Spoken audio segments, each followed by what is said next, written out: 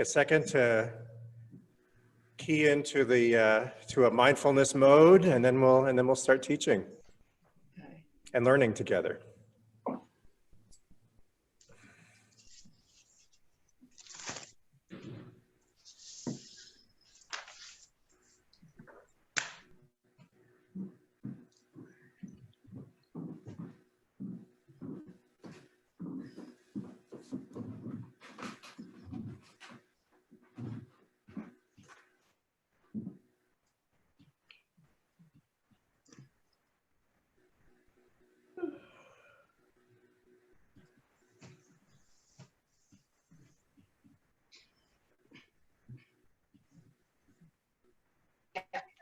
Yeah, we can't do that. If it's not sticky, we can just leave everything as is. Oh. Oh, it's something in her mouth. Put her down. Get it out. Leah, put her down, get it out.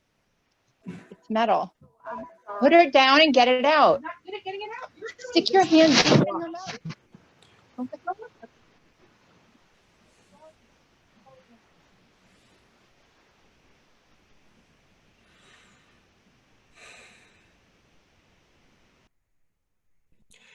Okay, Boker Tov, everybody. Can you all still hear me? Okay, good. So I'm going to do two teachings today, and we'll sit for a couple of minutes in between each teaching.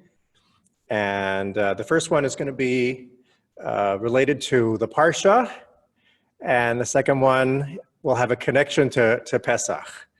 So given those are the two things that are salient right now in the rhythm of the Jewish calendar that we're on. So we're in the second Parsha now of the book of Leviticus, and it's called Parshat Tzav. It's we're continuing on with the general theme of Leviticus, which is sacrifices. And one of the things you'll hear me teach over and over again in every context is that, you know, on its surface, the book of Leviticus is pretty gross. It's lots of blood and guts and things like that. But something that I always teach is you have to read biblical literature as a profoundly concretized version of completely spiritual insights. And in fact, probably some of the most spiritual insights of all emerge from the book of Leviticus. Because think about it for a moment, folks. The sacrifices mean korban. They mean a drawing close to the divine.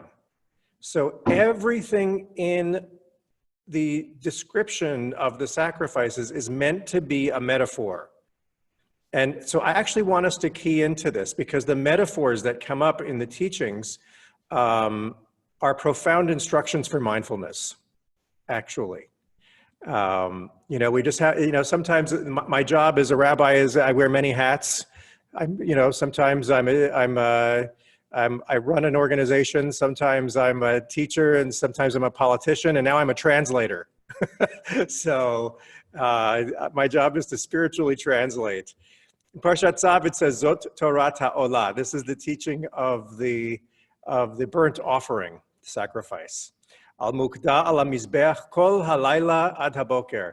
It should be kept burning on the altar all night long until the morning. So this is a description of a particular kind of sacrifice that should be kept burning all night long ad haboker, till the morning.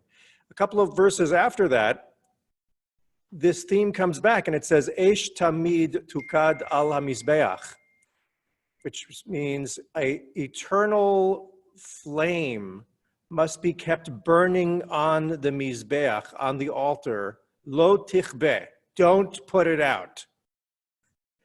So immediately you see this emphasis at the very beginning of our reading today on the importance of esh, of fire, that the fire has to be kept burning. You can't put the fire out. Now, remember what I said, everything is a metaphor. So I actually want to, I want to ask you You mean? if we, if we have the idea of fire. It's right around the corner here. Oops, I'm going to have to mute again. So I'm going to ask a favor. Idea of fire? I'm going to ask a favor. I actually want to ask a question to the group. So if you have an answer for me, please unmute yourself. And here's the question. If we pretend for a moment that we're in a literature class in college, what is the symbolic significance of fire? How would we, what are some of the things that fire represents? Because that's actually what this is about. Go for it. What does fire represent? Your passion. Passion. Good. What else? Destruction. Destruction. Totally. Keep going. Change in material from a Yes, solid. change in material or transformation. Yes, good. Hell. Go ahead, George. Hell. Hell, yes. Hell. That's more of a, George, that's a little bit of a Christian connection there, but that's certainly in our culture, yeah. How about light and warmth? Light and warmth, good. How about the beginning of man taking hold of his own destiny? So a notion of human power, right? And human power to create and destroy, nice. When the burning bush story with Moses. Sure, so there's the fire presence again. of God. Yeah, the That's presence the same of image God. again. Yeah. It's a deeply powerful spiritual metaphor. Or life. Life itself, for sure. Danger. Danger. Danger. Determination like a fire in their belly. Fire in the belly, absolutely. So a deep kind of burning, could be like a yearning or a drive, a passion, all of these ideas. Thank you everybody for these. Interestingly, I made my own list of things, and you've said most of the things on my list. I would add a couple of imagery concepts to the metaphor of fire. How about the idea of rebirth? That is another one. Awareness, if we're bringing it into a mindfulness context.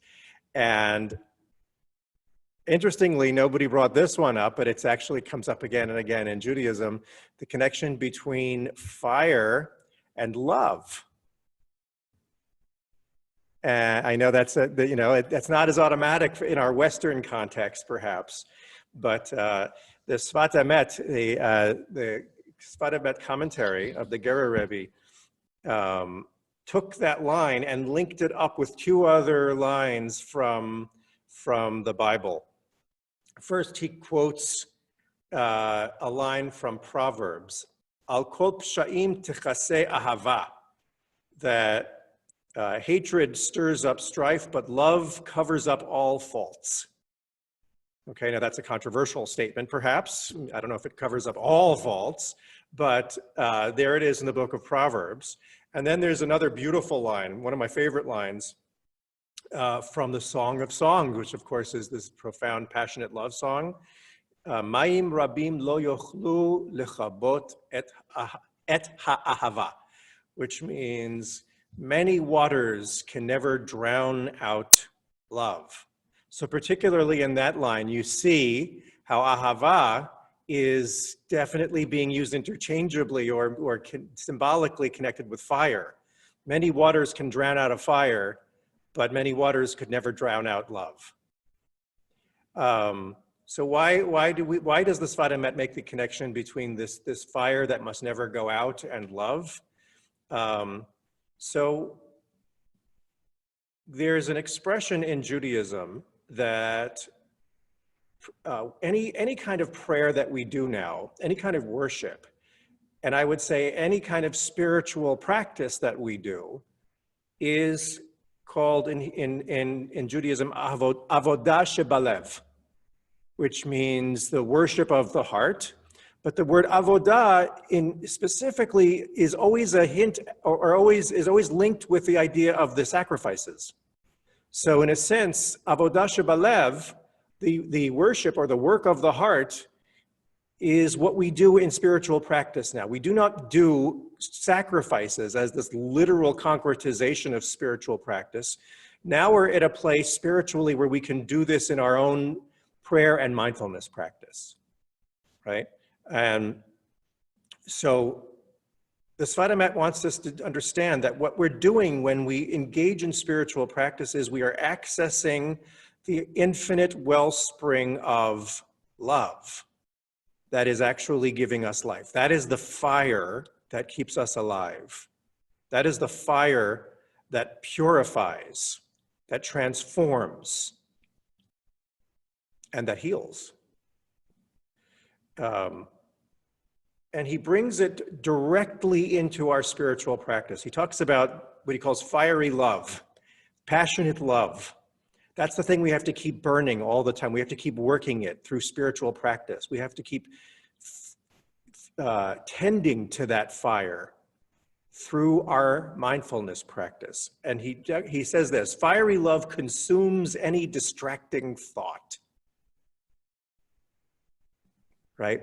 And he further adds, when we're sitting in practice, this is a Hasidic rabbi who wrote about this 100 years ago. When we're sitting in practice and we get a distracting thought that comes up, right? God arranged for us to have that distraction. We are meant to have that distraction because that's what we use to tend the fire.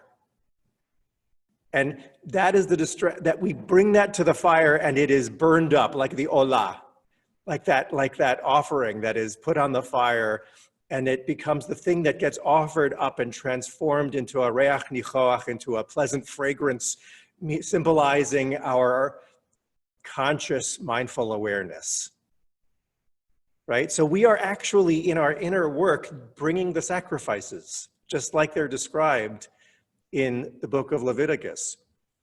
And in that, through our work with our distracting thoughts, we become purified and uplifted. So this is a very interesting and a very encouraging teaching for us.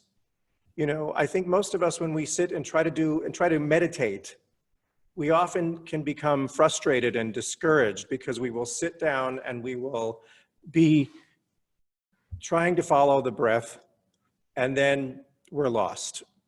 Within seconds for some of us, our minds are often running at the races, often going a million miles a second. These days with lots of worries and anxieties about ourselves, our health, our loved ones, about the economy, about all these terrifying thoughts that come up all the time. And this is a reframe of that. So you know what the answer to those distractions are? Good. You've got lots to work with. You have lots of sacrifices to offer up on the fire of love and awareness and connection to the divine. That's what we offer up. So in other words, we haven't failed when we get distracted. In fact, it's the opposite. When we get distracted, that's a kind of success. Because success is the moment where in that instant where we wake up again and we go, oh, I'm in meditation. Let me come back to the breath. It's in that moment where we catch ourselves and return to this breath and this moment that the korban is happening. The drawing close to God is happening, right? That's the moment when that distracting thought or that sensation or whatever it is, or feeling or emotion gets offered up on those fires. It's a beautiful way of thinking of this, right? It's always there for us. And that's why the Sfat Emet goes nuts with this, and he says, that's why it says it should keep burning all night until morning. He said, if night is the darkness of not awareness, if night is the darkness, everything is metaphoric, right? Is the darkness of being lost in our thoughts, right? You keep the fire burning ad boker until the morning light comes. In other words, until the light of awareness comes back in your practice, when you bring it back to the present. That is enlightenment. That's what we mean by enlightenment in Judaism. Enlightenment is not a constant eternal state of being. It's the faith that eternal love is always there. And the moment that we reconnect with it, even if it's in an instant of coming out of our distraction, then we're back, we're enlightened for that moment. And we can breathe with gratitude that we have this moment of awareness. Okay, enough of my prattling on. Now we're gonna sit. So I'm gonna encourage everybody to sit in a alert and relaxed position. If you're in the chair, again, feel your tush bones against the cushion of the chair. Feel your back alert and relaxed. Take a nice deep in-breath and release. Another deep in-breath and release. The miracle of what we talked about last week, that's the name of God that your being is saying in each moment. Yod He Vav He. Let the breath breathe us into awareness of our bodies. Feeling our bodies in the fullness of our physical presence, seated in a relaxed state. Becoming aware of just the miracle of our hearts beating, our immune systems functioning,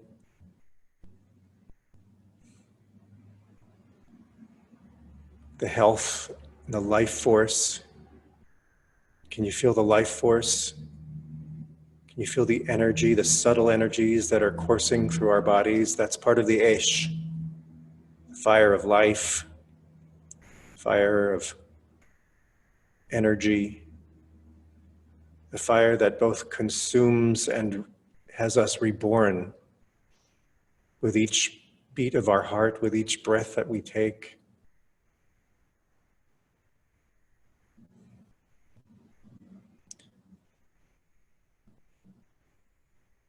We can allow ourselves to breathe into this magnificent bundle of life and energy that is our body.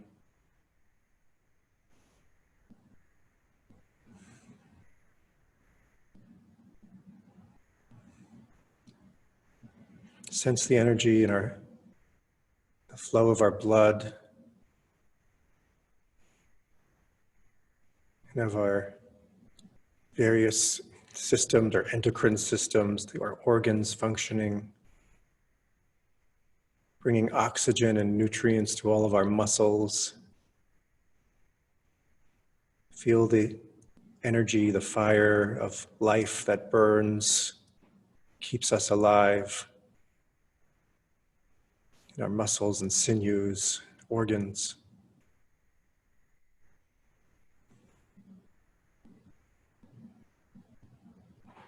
That causes us to be breathed in all moments.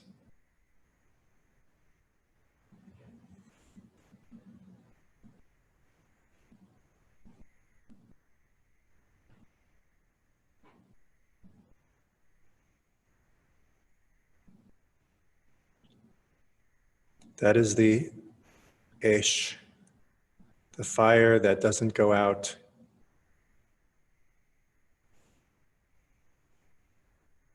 And as we are breathing, allow our awareness to go even deeper now into the Esh, the fire of our neshama that transcends our physical body, that lives in our heart of hearts.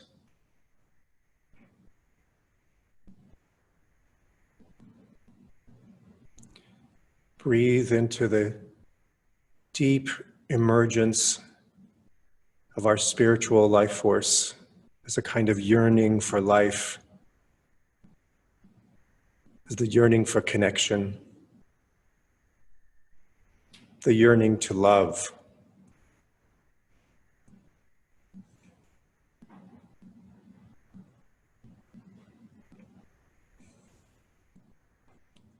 That is the Eish Tukad ala Mizbeach, the fire that must be kept burning, that we tend to that point of emergence of our souls within us.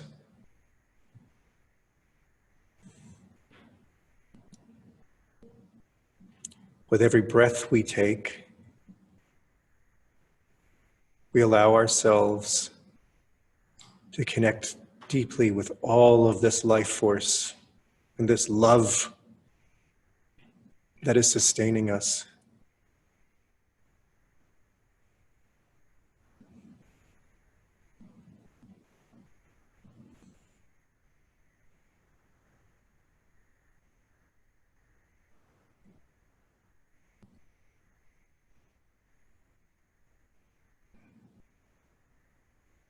And from this very breath, if any distractions come, bring it on. Allow the thoughts to come as they naturally do. Don't fight them. Just notice them.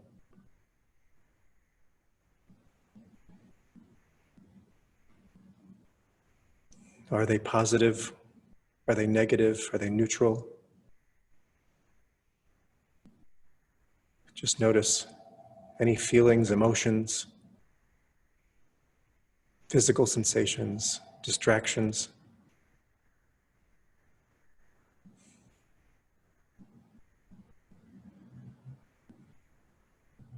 In that moment of noticing them for what they are,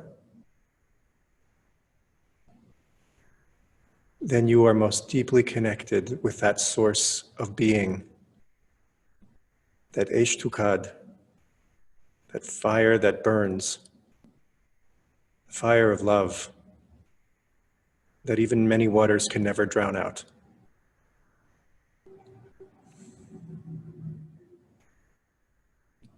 So every moment that we have a distraction in our breathing of any kind, every time we come back to the breath, we can be so grateful that we have drawn even closer to the source of the divine within us. As we work with the mind, with love.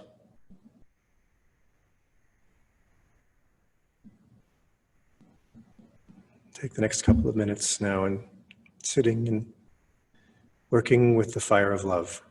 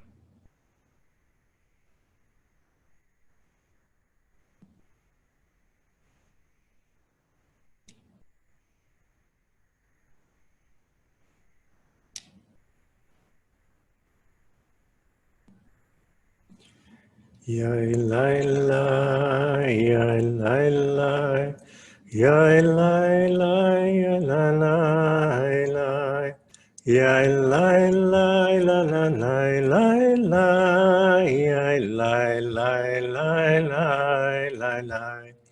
Hi la la la la la la, ya la la la la la la la, ya la la ya la la, hi la la ya la la la, ya la la ya la la la la, ya la la la la la la.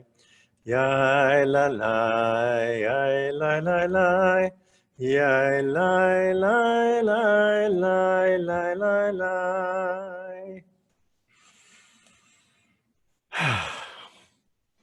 So, anyone have any reflections or questions based on the sit you just went through? Anything at all? You can unmute yourself and ask or reflect at this time.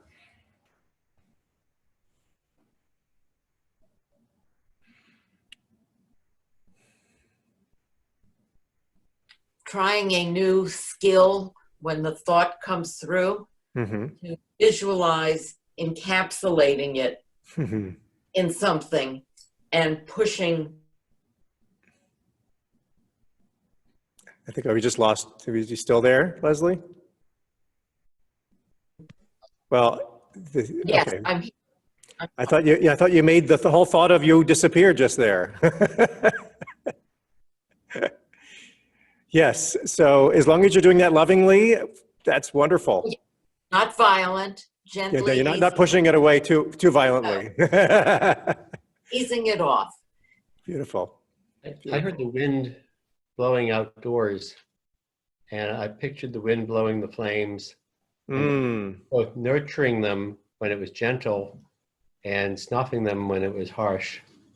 Just like Beautiful. fire can be controlled or not controlled. Yes. Yes. Beautiful. Beautiful. So I got an idea from that, Gil, that yeah. is that it may suggest something about what happens when you sleep. Yeah. You do process a lot of that stuff, that life that happened the previous day or even before that, and that slowly becomes fuel to strengthen you and give you fire for the coming days. Beautiful. I think that's true. I think that's true. That's the natural body, our natural physical corporeal way of doing. That's why sleep is so relaxing and so refreshing, right? That's very powerful, actually. So and maybe that's why we sleep- have trouble remembering our dreams, because they've been offered up as a sacrifice. So in a sense, I've always been curious about the relationship between sleep and meditation. I think there is some relationship there. I think maybe you might have hit on it, Michael. Yeah, thank you.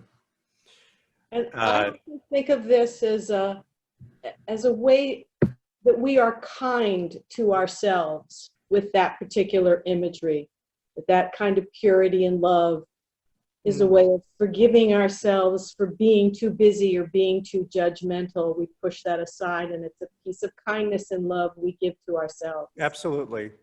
Mindfulness practice is entirely cultivating compassion.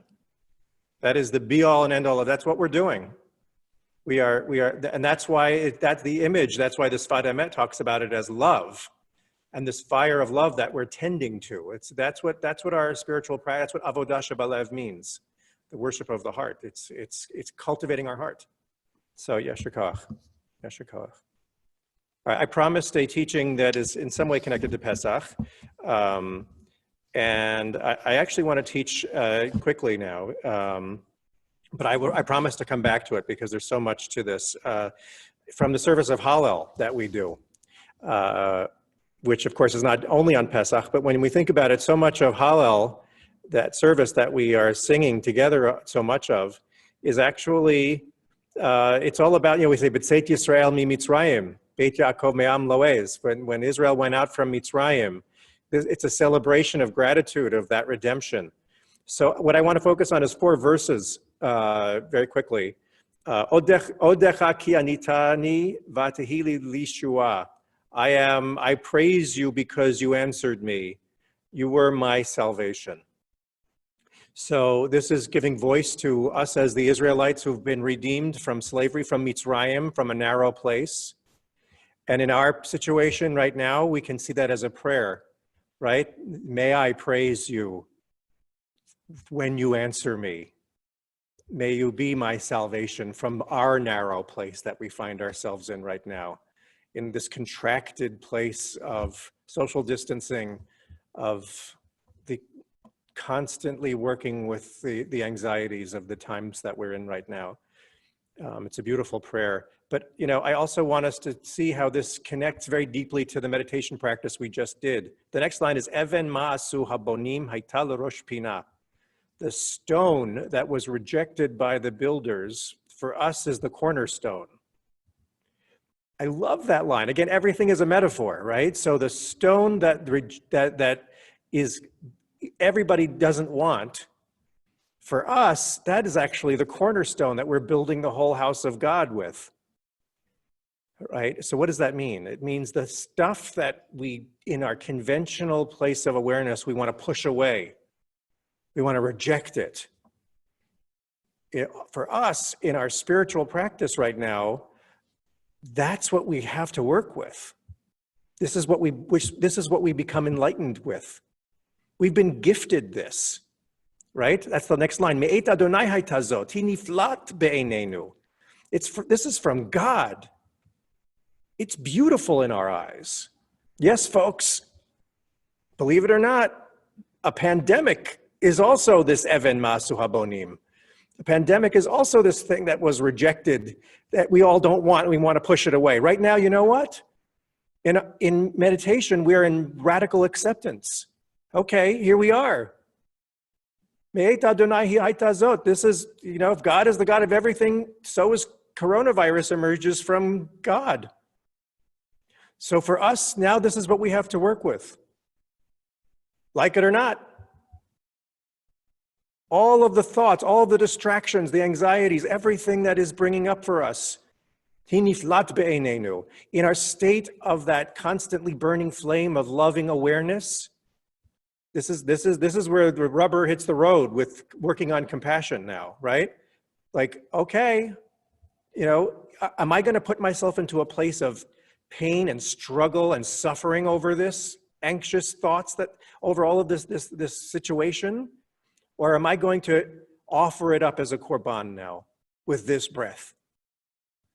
Am I going to embrace it so radically that is hi niflat be'einenu, it is beautiful in our eyes?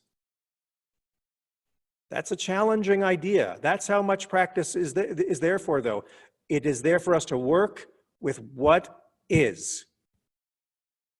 It doesn't matter what it is. It doesn't matter how much it hurts. We work with it. We notice it. And in simply noticing it, we see that it can't define us. Mayim rabim lo yochlu et ahava. That many waters cannot drown this out. We become enlightened when we realize that what we really are can never be diminished by anything that causes us suffering, anything, even a pandemic. In this moment.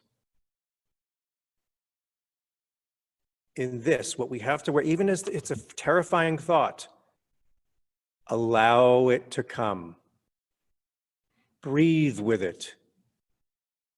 Allow the purifying fire of our own loving soul, which is the fire of God, to transform that and to transform us. And then notice who we are when we come through that. Just notice. It ends with Zeh hayom asa Adonai nagila v'nismecha bo. Zeh hayom. This is the day, right now, right here. This asa Adonai, God made this moment. Nagila v'nismecha bo. So let's be joyful. Let's rejoice in it. That's it. I love Hallel. Hallel is like the ultimate mindfulness practice, right? We don't realize it's all in those words, right? It doesn't matter what's arising for us. in this moment? Can we open up our hearts so much that hiniflat be'enenu, it is a wonder, it is extraordinary, it is so beautiful for us to be able to embrace what is. Remember, folks, Yud He Vav He also means what is. Are we prepared to embrace reality, to embrace what is? The best way we can do that now is just by sitting in our homes and by following the breath and remembering, Zeh Hayom Asa Adonai, this is the moment that God has created. It's always a choice in every moment. So let's nagila v'nismechavo. Let's find joy. Let's rejoice in this moment, in this incredible fodder for the fire and fodder for our practice and fodder for our hearts and our love and what will make us more compassionate, loving people when we come out of this. Okay, let's sit for the final few minutes here, okay? Once again, a nice deep breath. Release. Nice in-breath and release. Just allow ourselves now to be breathed by our bodies,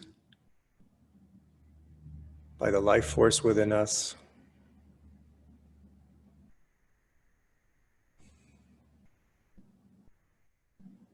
With each breath that we take, Odecha Kianitani, we have access to so much gratitude that God has answered our prayers by granting us this breath.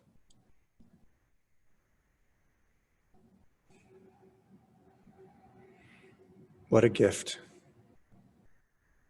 What a miracle.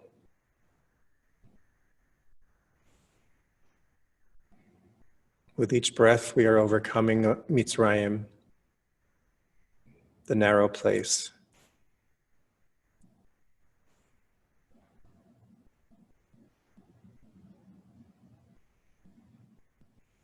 Just allow ourselves to find peace in this breath. Peace and gratitude.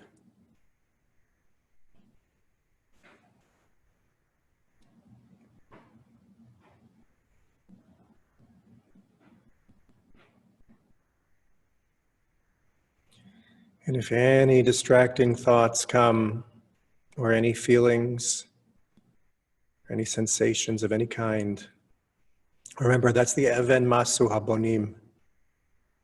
That's the stone that everyone else might want to reject.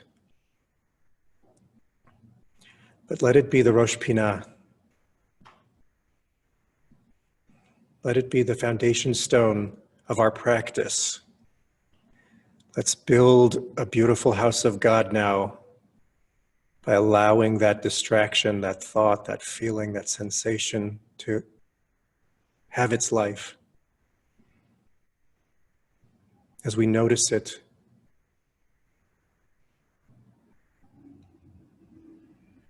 see how beautiful it is. It's from God. It's beautiful in our eyes, even the fearful thoughts.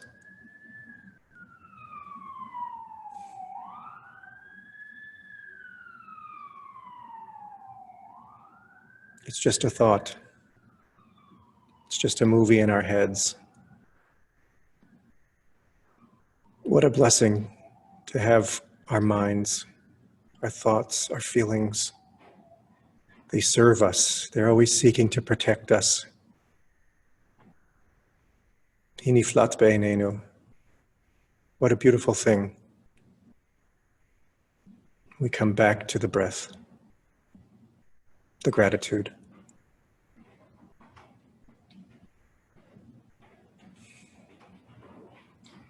And the knowledge that Zeh Hayom Asa Adonai, that God has given us this moment, this gift.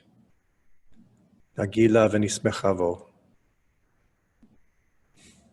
Let's find so much joy There's infinite joy just in this moment and in this breath.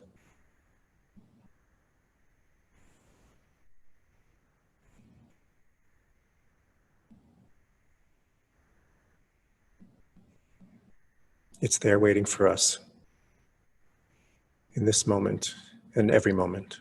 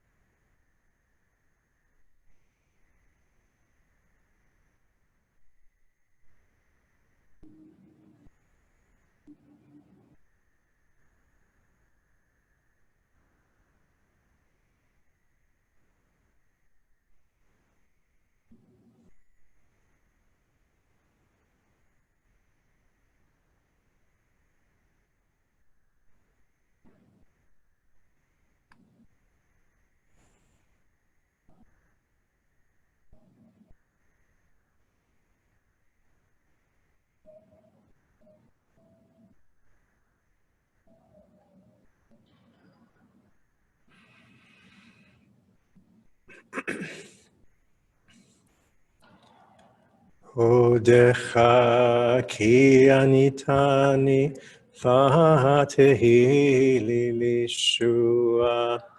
Odecha ki anitani vatehi li lishua. Even masu babonim. Haita lerosh pina. Even masu habonim. Haita lerosh pina. Beit Adonai, haita zot, hi niflat beinenu. Beit Adonai, haita zot, hi niflat beinenu. Ze hayom asa Adonai, nagila v'nismecha bo. Ze hayom asa Adonai, nagila v'nismecha bo. Well, Yasher Koach, everybody, for doing your avodah shebalev, your worship of the heart, your cultivating the fires of love, and your enlightenment in this moment. Does anybody have any final questions before we sign off today? Or comments or reflections?